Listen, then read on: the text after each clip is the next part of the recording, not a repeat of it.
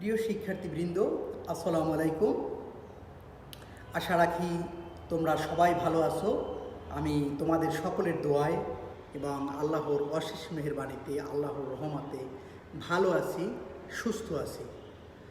প্রিয় শিক্ষার্থীবৃন্দ, তোমাদের সকলকে ন্যাশনাল কলেজের অনলাইন ক্লাসে স্বাগতম জানিয়ে আজকের ক্লাস শুরু করছি। আমি প্রকৌশলী মোহাম্মদ সাকিবুল ইসলাম, প্রভাষক, ন্যাশনাল কলেজ, বাড্ডা, ঢাকা। প্রিয় শিক্ষার্থীবৃন্দ, আমরা ধারাবাহিকভাবে দীর্ঘদিন যাবৎ ক্লাস নিয়ে অনলাইনের মাধ্যমে ক্লাস নিয়ে যাচ্ছি এবং তোমরা সেখান থেকেই আসলে আল্লাহর রহমতে অনেকটাই উপকৃত হয়েছো। তোমাদের আমরা প্রত্যেক সপ্তাহে যেই ক্লাস টেস্টগুলো নিচ্ছি সেখান থেকে আমরা অনুমান করতে পারি এবং বুঝতে পারতেছি যে তোমরা অনলাইন ক্লাসের মাধ্যমে অনেকটাই উপকৃত হচ্ছ। তাই তোমরা সকলে যদি নিয়মিত অনলাইন ক্লাসগুলো করো তাহলে দেখা যায় কলেজে এসে তোমরা যে উপকৃত হইতে, তোমরা যা শিখতে পারতে, তা কিন্তু এখন বাসায় বসেই তোমরা শিখতে পারতেছো। তাহলে আর কথা না বাড়িয়ে আমি আসলে ক্লাসে চলে গেলাম। ইতিমধ্যে তোমরা অনেকেই উপস্থিত হয়েছো।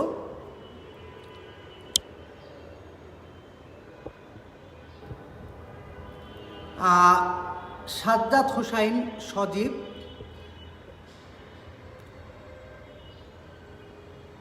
পরিতোষ সেন, আদাব স্যার,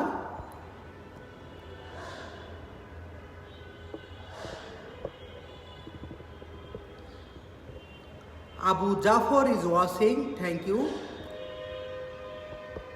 তাহলে প্রিয় শিক্ষার্থীবৃন্দ, আমাদের আজকের আলোচ্য বিষয় ডেটা ট্রান্সমিশন মাধ্যম, অর্থাৎ মূলত মাধ্যম বলতে বোঝায় মিডিয়া। ডেটা ট্রান্সমিশন মিডিয়া মূলত একটি ডেটা কিভাবে আদান প্রদান হয় এক স্থান থেকে অন্য স্থানে, এটা আমরা আসলে কিসের মাধ্যমে, সেই মাধ্যম সম্পর্কে আমরা আজকে আলোচনা করব। Abu Jafar watching, thank you. তাহলে প্রিয় শিক্ষার্থীবৃন্দ, আমরা ডেটা ট্রান্সমিশন বা ডেটা কমিউনিকেশন মাধ্যম সম্পর্কে যেহেতু আলোচনা করব, আমরা প্রথমেই একটু জেনে নেই ডেটা কমিউনিকেশন মাধ্যম কি। নাজমিন ইসলাম মিম, ওয়ালাইকুম আসসালাম। অর্থাৎ যার মাধ্যমে ডেটা এক স্থান থেকে অন্য স্থানে পাঠানো হয় বা আদান প্রদান করা হয় তাকে ডেটা কমিউনিকেশন মাধ্যম বলে। প্রিয় শিক্ষার্থীবৃন্দ, বোঝার চেষ্টা করো। অর্থাৎ একজনের ডেটা পাঠাবে আর একজন হচ্ছে ডেটা গ্রহণ করবে। একজনের ডেটা পাঠাবে আর একজন ডেটা গ্রহণ করবে। তাহলে কমিউনিকেশন মাধ্যম হচ্ছে যার মাধ্যমে বা যেই তারের মাধ্যমে বা তারবিহীন মাধ্যম হোক, এক জায়গা থেকে অন্য জায়গায় ডেটা পৌঁছাবে তাকে ডেটা কমিউনিকেশন মাধ্যম বলে। নূরে আফরোজ প্রীতি, ওয়ালাইকুম আসসালাম। রাজুল Islam Raju watching, thank you. তাহলে আমরা ডেটা কমিউনিকেশন মাধ্যম বুঝেছি, অর্থাৎ যার মাধ্যমে ডেটা এক স্থান থেকে অন্য স্থানে পৌঁছাবে তাকে ডেটা কমিউনিকেশন মাধ্যম বলে। তাহলে মাধ্যম সাধারণত দুই প্রকার। প্রিয় শিক্ষার্থীবৃন্দ, ডেটা কমিউনিকেশন মাধ্যম হচ্ছে দুই প্রকার। এক, তার মাধ্যম। দুই, তারবিহীন মাধ্যম। অর্থাৎ তার মাধ্যমকে আমরা বলি ওয়্যার মিডিয়া এবং তারবিহীন মাধ্যমকে আমরা বলি ওয়্যারলেস মিডিয়া। তাহলে প্রিয় শিক্ষার্থীবৃন্দ, তার মিডিয়াটা কি আমরা একটু জেনে নেই। তার মিডিয়া কি? মূলত যখন তথ্য আদান প্রদানের জন্য কোনো না কোনো ধরনের তার ব্যবহার করি তখন তাকে তার মাধ্যম বা ওয়্যার মিডিয়া বলে। Irin Sultana is watching, thank you.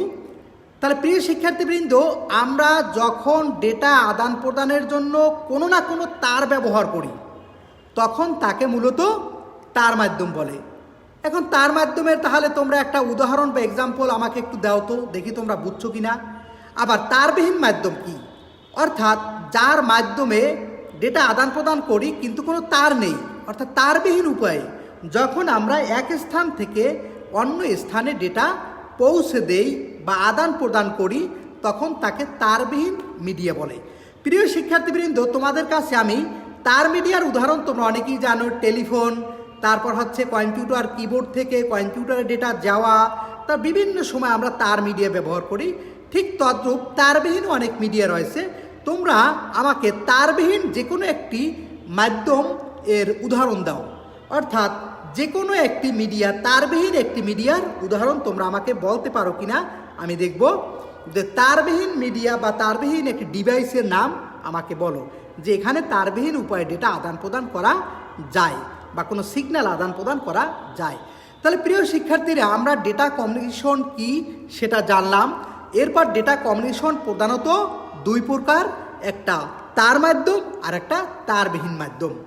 তার মাধ্যমটা হচ্ছে যখন আমরা প্রতি সেন্ড লিখেছো ওয়াইফাই থ্যাংক ইউ, অর্থাৎ তুমি তারবিহীন একটি মিডিয়ার উদাহরণ দিয়েছো, অর্থাৎ ওয়াইফাই আমরা জানি ওয়াইফাই অর্থাৎ তারবিহীন হয়ে থাকে। অন্য কেউ আসে যে অন্য কোনো অ্যান্সার দিতে পারো, যে তারবিহীন অন্য আরেকটি মিডিয়ার উদাহরণ দিতে পারো, এরকম তোমরা কেউ আসো কিনা। নাজমুল ইসলাম মিম থ্যাংক ইউ তোমাকে। মোবাইল অর্থাৎ মোবাইলও একটি তারবিহীন মিডিয়া, কারণ এখানে আমরা কোনো ধরনের কোনো তার ব্যবহার করি না, তার ছাড়া মূলত ডেটা আদান প্রদান করে থাকি। তাহলে প্রিয় শিক্ষার্থীবৃন্দ, এবার একটু দেখো তার মাধ্যমকে আমরা তিনটি ভাগে ভাগ করতে পারি। তার মাধ্যমকে আমরা তিনটি ভাগে ভাগ করতে পারি: এক কোয়াক্সিয়াল কেবল, দুই টুইস্টেড পেয়ার কেবল, তিন অপটিক্যাল ফাইবার কেবল। প্রিয় শিক্ষার্থীবৃন্দ, তাহলে আমরা জানলাম যে মিডিয়া প্রধানত দুই প্রকার, একটা তার মিডিয়া, একটা তারবিহীন মিডিয়া। তার মিডিয়াকে আবার তিন ভাগে ভাগ করা যায়। একটা হচ্ছে কোয়াক্সিয়াল কেবল, অর্থাৎ তিন ধরনের তার মূলত আমরা ব্যবহার করি তথ্য আদান প্রদানের জন্য বা প্রকার বলে থাকে এগুলোকে। এক নম্বর হচ্ছে বা কোয়াক্সিয়াল কেবল, নম্বর খ টুইস্টেড পেয়ার কেবল, নম্বর গ অপটিক্যাল ফাইবার কেবল। অর্থাৎ এই তিন ধরনের কেবল মূলত আমরা ব্যবহার করি। এরপর আমরা এই কেবল সম্পর্কে আসলে জানবো, প্রত্যেকটা কেবল সম্পর্কে আমার জানতে হবে। তো এর আগে একটু ডেটা কমিউনিকেশনের মাধ্যমে তারবিহীন মিডিয়া সম্পর্কে একটু প্রকারভেদটা জানি। তারবিহীন মিডিয়া বা মাধ্যমটাও আবার তিন ভাগে ভাগ করা যায়, একটা হচ্ছে রেডিও ওয়েভ, একটা হচ্ছে মাইক্রোওয়েভ, একটা হচ্ছে ইনফ্রারেড। এর প্রত্যেকটা সম্পর্কে আমরা বিস্তারিত জানব। এর আগে তোমাদের শুধু একটু দেখিয়ে দিলাম প্রকারভেদগুলো। Mosammat Tanzila is watching thank you. তাহলে প্রিয় শিক্ষার্থীবৃন্দ, আমরা শুরুতেই আসি যে তার মিডিয়ার প্রথম প্রকারটা হচ্ছে কোঅ্যাক্সিয়াল কেবল। তাহলে প্রথমে জানি কোঅ্যাক্সিয়াল কেবল কি। প্রিয় শিক্ষার্থীবৃন্দ, যদি সংজ্ঞা আসে তোমরা এরকম লিখবে যে দুটি পরিবাহীকে একটি অপরিবাহী দ্বারা পৃথক করে বা আলাদা করে যে কেবল তৈরি করা হয় তাকে কোঅ্যাক্সিয়াল কেবল বলে। অর্থাৎ দুটি পরিবাহীকে একটি অপরিবাহী দ্বারা আলাদা করে বা পৃথক করে যে কেবল তৈরি করা হয় তাকে কোঅ্যাক্সিয়াল কেবল বলে। প্রিয় শিক্ষার্থীবৃন্দ, আশা করি তোমরা বুঝতে পেরেছ। তাহলে তোমাদের এখানে প্রশ্ন থাকতে পারে কোঅ্যাক্সিয়াল কেবলে কয়টি পরিবাহী ব্যবহার করা হয়। আমার তোমাদের নিকট প্রশ্ন হচ্ছে কোঅ্যাক্সিয়াল কেবলে কয়টি পরিবাহী ব্যবহার করা হয়। প্রিয় শিক্ষার্থীবৃন্দ, এখানে তোমরা একটু তাকিয়ে দেখো। অর্থাৎ আমি এখানে একটি কোঅ্যাক্সিয়াল কেবলের চিত্র দিয়েছি। প্রিয় শিক্ষার্থীবৃন্দ, এখানে মূলত এটিও একটি পরিবাহী এবং এটিও একটি পরিবাহী, আর এই ভিতরে রয়েছে ফোমের ইনসুলেন্ট বা একটা অপরিবাহী, আর বাহিরের অংশটা হচ্ছে কেবল। অর্থাৎ আমি তোমাদেরকে এখানে এরকম দেখো যে কেবলটা আমি এখানেও দেখিয়েছি। তাহলে আমরা মূল ব্যাপারটা হচ্ছে কোঅ্যাক্সিয়াল কেবলের মূল সবচেয়ে ভিতরের যে অংশটা, সেই অংশটা হচ্ছে, এরপর এই পরিবাহী এবং এটাও যেহেতু পরিবাহী, দুটি পরিবাহী যেন অ্যাডজাস্ট হয়ে না যায় এজন্য মাঝখানে একটি কী করা হয়েছে, অপরিবাহী ব্যবহার করা হয়েছে। অর্থাৎ এই কোঅ্যাক্সিয়াল কেবল আবার বিভিন্ন ধরনের হয়ে থাকে, দুটি ধরন হয়ে থাকে, একটা হচ্ছে থিকনেট, একটা থিননেট। আমরা দুটি সম্পর্কেই মূলত আলোচনা করব। তো এর আগে এই কেবলের চিত্রটা আমরা একটু ভালো করে জেনে নেই। প্রিয় শিক্ষার্থীবৃন্দ, কেবলের সবচেয়ে ভিতরের যে অংশটা, সে অংশটাকে বলা হয় সেন্ট্রাল কোর। অর্থাৎ এই সেন্ট্রাল কোরটা দিয়ে মূলত তথ্য আদান প্রদান হয়ে থাকে। সেন্ট্রাল কোরের যে বাইরের অংশটা, এটাকে বলা হয় ডাইইলেকট্রিক ইনসুলেটর। অর্থাৎ এটা এই পরিবাহী এবং এই পরিবাহী, এই দুটো পরিবাহী যাতে এক না হয়ে যায় এজন্য পৃথক করার জন্য মূলত এই ডাইইলেকট্রিক ইনসুলেটর ব্যবহার করা হয়। এরপরে রয়েছে যে মেটালিক শেড, অর্থাৎ এটাও মূলত একটা পরিবাহী।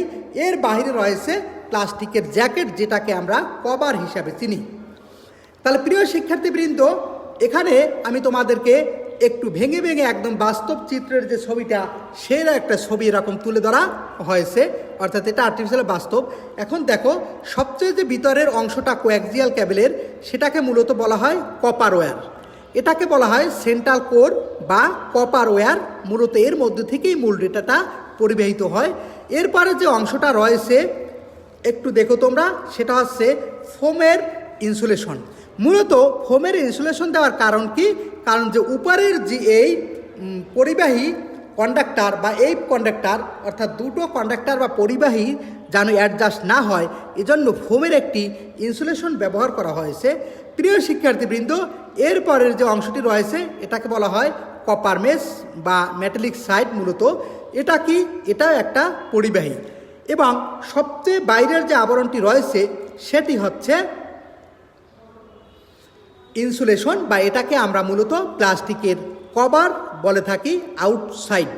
অর্থাৎ এটা হচ্ছে আউটসাইডের কভার। এটা তারকে বিভিন্ন চাপ এবং তাপ থেকে রক্ষা করে। তাহলে প্রিয় শিক্ষার্থীবৃন্দ, এই হচ্ছে একটি কোয়াক্সিয়াল ক্যাবেলের গঠন। আশা করি তোমরা কোয়াক্সিয়াল ক্যাবেলের মূল গঠন কাঠামোটা বুঝতে পেরেছো, যে এটা কী কী অংশের সমন্বয়ে তৈরি হয়। তো এখানে কোয়াক্সিয়াল ক্যাবেলের আবার একটু দেখো, যে সবচেয়ে ভিতরের অংশটা হচ্ছে কপার ওয়্যার, তারপর হচ্ছে ফোমের ইনসুলেশন। এই ফোমের ইনসুলেশনটার কাজ কি? এই ইনসুলেশনের কাজ হচ্ছে এই দুইটা পরিবাহীকে আলাদা করে রাখা, যেটা আমি তোমাদেরকে সংজ্ঞার মাধ্যমে বুঝিয়ে দিয়েছি। তাহলে প্রিয় শিক্ষার্থীবৃন্দ, এবার প্রত্যেকটা অংশের আমি তোমাদেরকে যে অংশগুলো আসলে দেখিয়েছি, এই প্রত্যেকটা অংশের বর্ণনা বা ব্যাখ্যা আমি দেব। একটু দেখো, প্রথমেই রয়েছে কপার ওয়্যার, অর্থাৎ এর মধ্য দিয়ে মূলত ডেটা প্রবাহিত হয়, যেটা তোমাদেরকে আমি আগেই ব্যাখ্যা করে দিয়েছি। অর্থাৎ এই কপার ওয়্যারটা, এই তারটা, এর মধ্য দিয়ে মূলত আমরা ডেটা সমূহ প্রবাহিত হয়। এরপরে রয়েছে ফোমের ইনসুলেশন। কপার ওয়্যার যাতে বেঁকে বা কুঁচকে না যায় সেজন্য ব্যবহৃত হয়। মূলত এটা আরও একটা কারণ হচ্ছে দুটি ওয়্যার, অর্থাৎ দুটি কন্ডাক্টর বা দুটি পরিবাহীর মধ্যে পৃথক করার জন্য মূলত এই ফোমের ইনসুলেশনটা ব্যবহার করা হয়ে থাকে। মূলত এর সাহায্যে এটা ব্যবহার করা হলে, অর্থাৎ তারটা কোনোভাবে কুঁচকে বা একটু বেঁকে না গিয়ে সোজা থাকে। মিম রহমান, মোসাম্মদ তানজিলা। প্রিয় শিক্ষার্থীবৃন্দ, না বুঝতে পারলে তোমরা আমাকে একটু প্রশ্ন করবে, আমি তোমাদেরকে আশা করি বুঝিয়ে দেব। এবার রয়েছে কপার মেশ, যেটা দেখো বাইরের তাপ, চাপ ও ইএমআই মানে ইলেকট্রোম্যাগনেটিক ইন্টারফেস, ইএমআই বলতে বোঝায়, থেকে কপার ওয়্যারকে রক্ষা করে যাতে নির্বিঘ্নে ডেটা চলাচল করতে পারে। অর্থাৎ ইহার ভিতর তারে প্রেরিত উপাত্ত বা সিগন্যালের ব্যতিচার রোধ করে। প্রতিষ্ঠান ইজ ওয়াসিং রুবায়েদ হোসাইন, সিমালা সুলতানা জেরিন। প্রিয় শিক্ষার্থীবৃন্দ, হ্যাঁ, অনেকেই উপস্থিত হয়েছো। আচ্ছা, যদি না বুঝতে থাকো পারো আমাকে একটু জিজ্ঞেস করো। তাহলে কপার মেশ, তাহলে বাইরের তাপ, চাপ ও ইএমআই থেকে কপার ওয়্যারকে রক্ষা করে যাতে নির্বিঘ্নে ডেটা চলাচল করতে পারে। অর্থাৎ ইহার ভিতরে তারের প্রেরিত উপাত্ত ও সিগন্যাল ব্যতিচার রোধ করে। এরপর রয়েছে আউটসাইড ইনসুলেশন। তার যাতে নষ্ট হয়ে যায় সেজন্য এটা ব্যবহৃত হয়। অর্থাৎ তার যাতে নষ্ট না হয়ে যায় সেজন্য মূলত বাহিরের আমরা যেটাকে জ্যাকেট বা কভার বলে থাকি, এটাকে মূলত আউটসাইড ইনসুলেশনও বলা হয়ে থাকে। তাহলে প্রিয় শিক্ষার্থীবৃন্দ, আমরা আশা করি তোমরা একটি কোয়াক্সিয়াল ক্যাবেলের গঠন কাঠামো এবং কী কী দ্বারা তৈরি এবং কোনটির কী কাজ সেটা বুঝতে পেরেছো। আমি কিন্তু তোমাদের এরপর প্রশ্ন করব, অর্থাৎ কোনটা কী কাজে মূলত ব্যবহার করা হয়। প্রিয় শিক্ষার্থীবৃন্দ, আমার প্রশ্ন হচ্ছে, অর্থাৎ কোয়াক্সিয়াল ক্যাবেলের সবচেয়ে ভিতরের অংশ যেটি রয়েছে এর মধ্যে দিয়ে কি প্রবাহিত হয়?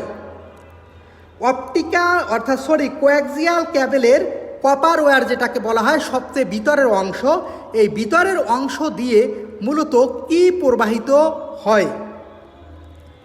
তোমরা যদি জেনে থাকো আমার প্রশ্নের উত্তর দিবে যে কোয়াক্সিয়াল ক্যাবেলের সবচেয়ে ভিতরের অংশ হচ্ছে কপার ওয়্যার বলে থাকি আমরা, অর্থাৎ এই কপার ওয়্যার দিয়ে মূলত কি প্রবাহিত হয়, এটা আমাকে যদি জানা থাকে জানাবে। তাহলে প্রিয় শিক্ষার্থীবৃন্দ, কোয়াক্সিয়াল ক্যাবেলকে সাধারণত দুই ভাগে ভাগ করা যায়, একটা হচ্ছে থিন নেট আর একটা হচ্ছে থিক নেট। এক থিন নেট অর্থাৎ পার্থক্যটা দেখো, থিন নেটের পুরুত্ব হচ্ছে 0.25 ইঞ্চি। প্রিয় শিক্ষার্থীবৃন্দ, কোয়াক্সিয়াল কেবলটা আবার দুই ধরনের হয়ে থাকে, একটি থিন নেট একটি থিক নেট। তা প্রথমে রয়েছে থিন নেট, এটা পার্থক্যটা আমি যখন থিক নেট আসবে তখন বুঝতে পারবা। এর পুরুত্ব হচ্ছে 0.25 ইঞ্চি। ট্রান্সমিশন ডিস্টেন্স হচ্ছে 185 মিটার রিপিটার ছাড়া। যদি আমি এখানে রিপিটার ব্যবহার করি তাহলে আমি আরও এটা বৃদ্ধি করতে পারবো।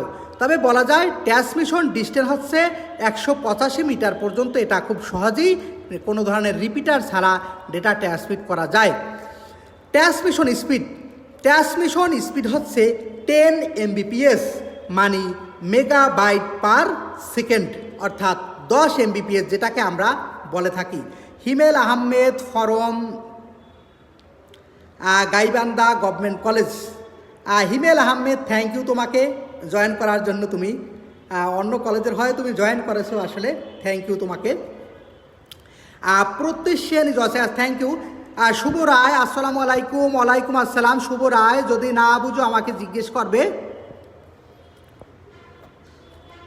তাহলে দেখো, আমরা কোঅ্যাক্সিয়াল ক্যাবেলের মূলত দুটি জিনিসকে আমরা জানলাম যে এটা আসলে দুই প্রকারের হয়ে থাকে, অর্থাৎ এই যে পুরুত্ব বলেই থাকি, এই পুরুত্ব অনুযায়ী মূলত এটাকে ভাগ করা হয়েছে, অর্থাৎ ঘনত্ব বা পুরুত্ব বা কতটুকু মোটা, সহজ কথা, এর উপর ভিত্তি করেই মূলত এটিকে প্রকারভেদ করা হয়েছে। তো এই প্রকারভেদ অনুযায়ী মূলত এটাকে দুই ভাগে ভাগ করা হয়েছে। একটা থিন নেট, আমরা জানলাম থিন নেটের পুরুত্ব হচ্ছে 0.25 ইঞ্চি, আর ট্রান্সমিশন ডিস্টেন্স হচ্ছে 185 মিটার স্যার, আর ট্রান্সমিশন স্পিড হচ্ছে 10 Mbps। এবার আমরা থিকনেট সম্পর্কে জানব। দেখো, থিকনেটের পার্থক্যটা কি প্রিয় শিক্ষার্থীরা, একটু যদি পিছন থেকে আসি, অর্থাৎ এখানে রয়েছে 0.25 ইঞ্চি আর এটা রয়েছে 0.5, অর্থাৎ তার দ্বিগুণ বা ডাবল। ট্রান্সমিশন ডিস্টেন্স এখানে ছিল 185 মিটার আর এখানে রয়েছে 500 মিটার, কোনো ধরনের রিপিটার ছাড়া। এরপর হচ্ছে ট্রান্সমিশন স্পিড মোটামুটি সেমই, কারণ এটা অনেক দূর দূরান্তে পর্যন্ত তথ্য মূলত আদান প্রদান হয়ে থাকে। তাহলে প্রিয় শিক্ষার্থীবৃন্দ, ওটার চেয়ে এটার দূরত্বটা বেশি, এটার পুরুত্বটা বেশি, এ কারণে মূলত ট্রান্সমিশন ডিস্টেন্সটাও বেশি দূর পর্যন্ত সে ডেটা আদান প্রদান করতে পারে। তাহলে কোঅ্যাক্সিয়াল ক্যাবেলের দুটি প্রকার, একটি থিন নেট আর একটি থিক নেট সম্পর্কে আমরা জানলাম। প্রিয় শিক্ষার্থীবৃন্দ, অর্থাৎ এবার কি ধারা মূলত এই ক্যাবেলগুলো কানেকশন করা হয় আমি তোমাদেরকে সেটা দেখাচ্ছি। সাধারণত তোমরা যে ডিসেল লাইন ব্যবহার করো বাসায়, ডিস লাইন যেটাকে, এটা কিন্তু মূলত এক ধরনের কোঅ্যাক্সিয়াল ক্যাবেল। সাধারণত বিএনসি কানেক্টর দিয়ে কানেকশন দেওয়া হয়, অর্থাৎ এই ক্যাবেলগুলো এরকম বিএনসি কানেক্টর রয়েছে, এই কানেক্টরের সাহায্যে মূলত এটাকে কানেকশন করা হয়। তবে বর্তমানে এটাকে অনেক আধুনিকায়ন করা হয়েছে। আগে এভাবে ছিল, বর্তমানে এই আধুনিকায়নের ফলে এভাবে তৈরি হয়েছে। অর্থাৎ এই সকলগুলোই মূলত বিএনসি কানেক্টর বলা হয়ে থাকে। তোমরা বাসা বাড়িতে যে টিভির চ্যানেলে ডিস লাইন ইউজ করো এবং যেই ক্যাবেলটা, ওই তারটাই হচ্ছে বাস্তবে কোঅ্যাক্সিয়াল ক্যাবেল, এবং এটা কানেক্ট করার জন্য মূলত এই সকল কানেক্টরগুলো ব্যবহার হয়ে থাকে। তাহলে প্রিয় শিক্ষার্থীবৃন্দ, তোমরা প্রথমে জেনেছ কোঅ্যাক্সিয়ালের গঠন, কোঅ্যাক্সিয়ালের প্রকারভেদ এবং কোঅ্যাক্সিয়াল কোন কানেক্টর দিয়ে কানেক্ট করা হয়ে থাকে। এবার আশা করি তাহলে তোমরা এই একটি ক্যাবেল সম্পর্কে তোমরা ভালোভাবে জ্ঞান অর্জন করতে পেরেছো। নেক্সট ক্লাসে আমি তোমাদেরকে কোঅ্যাক্সিয়াল ক্যাবেলের পরবর্তী যে টুইস্টেড পেয়ার কেবল, সেই টুইস্টেড পেয়ার কেবল নিয়ে আলোচনা করব, এবং তোমাদের যতটুকু ক্লাস নেই খুবই অল্প, যেন তোমরা খুব সহজে আয়ত্ত করতে পারো। তো এজন্য প্রিয় শিক্ষার্থীবৃন্দ, এই যে অল্প একটা টপিক সম্পর্কে আমি আলোচনা করলাম, এখানে তোমরা পড়বে কোয়াক্সিয়াল ক্যাবেলটা কি, কোয়াক্সিয়াল ক্যাবেলের প্রকারভেদ, কোয়াক্সিয়াল ক্যাবেলের গঠন, কোয়াক্সিয়াল ক্যাবেল কত দূরত্বে ডেটা আদান প্রদান করতে পারে, এবং কোয়াক্সিয়াল ক্যাবেল কোথায় ব্যবহার করা হয়, এবং কোয়াক্সিয়াল ক্যাবেলে কী কী কানেক্টর ব্যবহার করা হয়। তাহলে ভালো থাকো, আজকে এ পর্যন্তই। আল্লাহ হাফেজ, সালামু আলাইকুম।